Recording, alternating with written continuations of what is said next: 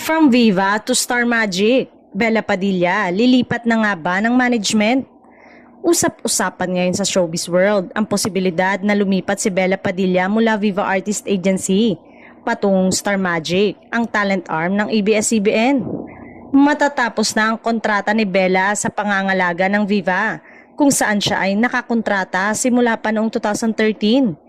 Bagamat bumalik siya sa ABS-CBN noong 2015 sa pamamagitan ng Dreamscape Entertainment para sa ilang proyekto. Hindi ito nangangahulugang iniwan na niya ang Viva upang lumipat sa Star Magic.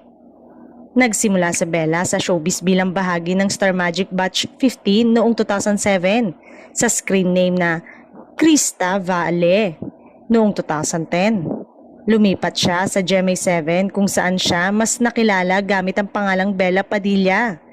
Pagsapit ng 2013, pumirma siya sa Viva Artist Agency at dito na nanatili ang kanyang pamamahala hanggang ngayon.